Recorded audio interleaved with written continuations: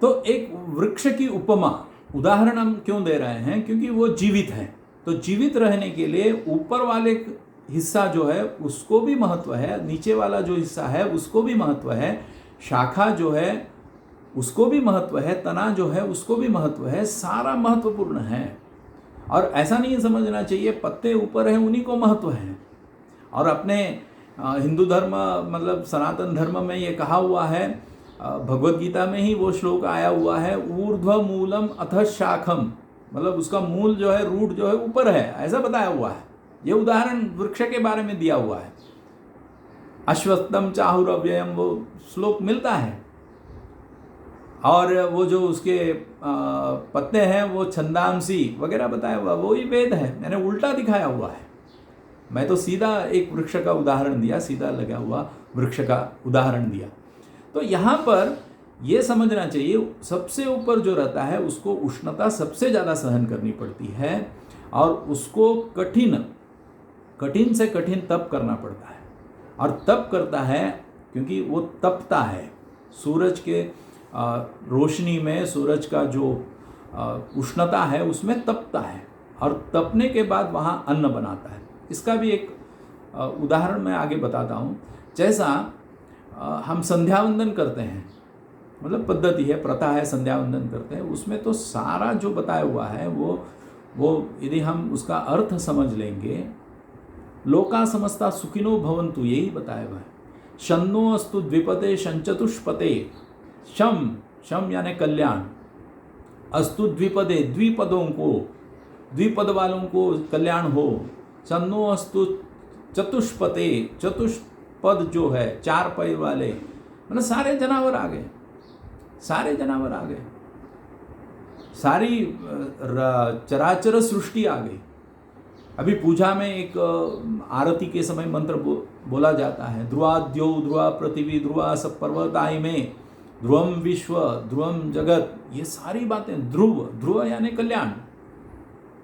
तो वो जो पूजा पाठ होता है या संध्यावंदन होता है या जो भी होता है वो सारे समुदाय के लिए, सारे समाज के लिए, सभी के लिए। जैसा पत्ते जो हैं फोटोसिंथेसिस करते हुए सारे वृक्ष को वो अन्न यानी कार्बोहाइड्रेट या जो भी है आप जो बोलेंगे उसको, वो सारे वृक्ष को देता है, उसी प्रकार की संकल्पना है यहाँ पर, ये मानना चाहिए। तो ऐसा मतलब ये जो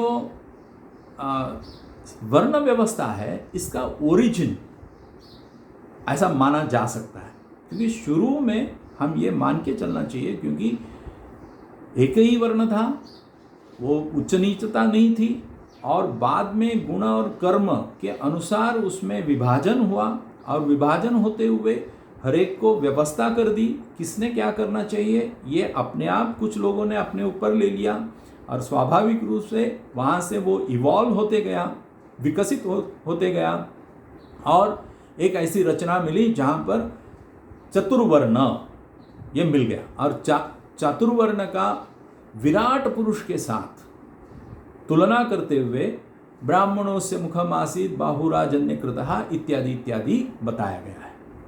अभी सवाल है, दूसरा सवाल मेरा जो है वो है सोशल मोबिलिटी को लेकर के।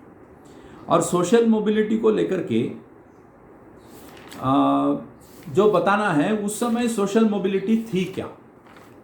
सोशल मोबिलिटी थी, यानी सोशल मोबिलिटी यानी क्या? सोशल मोबिलिटी यानी इसका मतलब ये हो गया कि एक वर्ण से दूसरे वर्ण में जा सकते हैं क्या? एक वर्ण से दूसरे वर्ण में जा सकते हैं क्या? उदाहरण है हमारे यहाँ सनातन हिंदू धर्म संस्कृति में, ये उदाहरण काफ़ी है, काफ़ी उदाहरण है। वेदकालीन उदाहरण है, उपनिषद कालीन उदाहरण है, पौराणिक कालीन उदाहरण है, बाद में भी उदाहरण है, अभी भी उदाहरण है, क्योंकि जो विभाजन किया है गुण और कर्म के हिसाब से हुआ है।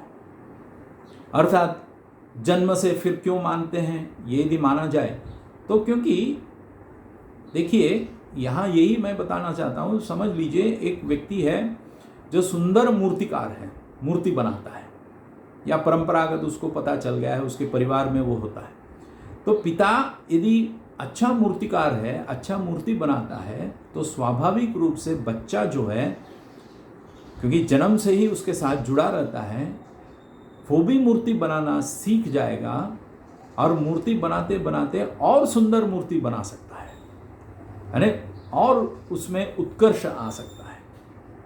तो स्वाभाविक रूप से कुछ मतलब कालखंड के बाद जाति व्यवस्था आ गई, वर्ण व्यवस्था और जाति व्यवस्था। जैसे ही जाति व्यवस्था है, जाति का मतलब ये हम कह सकते हैं, एक चर्चा की दृष्टि से यहाँ यही कहूँगा मैं कि जन्म से जाति हो गई, यानी ब्राह्मण कुल में हो गया तो वो ब्राह्मण हो गया, क्षत्रिय में हुआ तो क्षत्रिय हो गया।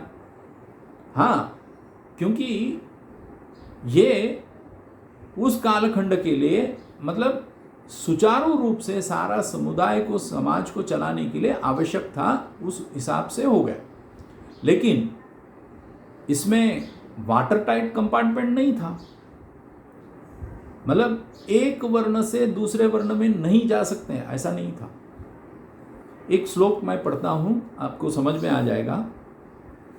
वेश्या गर्भ समुत्पन्नो वशिष्ठश्च महामुनि।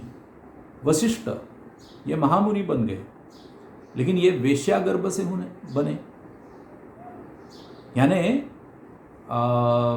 जन्म से वो वेश्या के गर्भ से उत्पन्न हुए। आगे बताता हूं। दासी गर्भ समुत्पन्नो नारदश्च महामुनि। नारद महामुनि जो है वो दासी के पुत्र थे, तो जन्म से नहीं हुआ, फिर कैसे हुआ? आगे बता। क्षत्रिय गर्भ समुत्पन्नो विश्वामित्रो महामुनि। विश्वामित्र जिन्होंने गायत्री महामंत्र दिया हुआ है वो तो क्षत्रिय थे, लेकिन ब्राह्मण बन गए, मंत्र दिया उन्होंने। तो ऐसे एक लिस्ट है, लंबी लिस्ट है, यानी एक वर्ण से दूसरे वर्ण में जा सकते थे, और ऊपर से जैसा नीचे नीचे चले गए, एक ही वर्ण था और बाद में दूसरे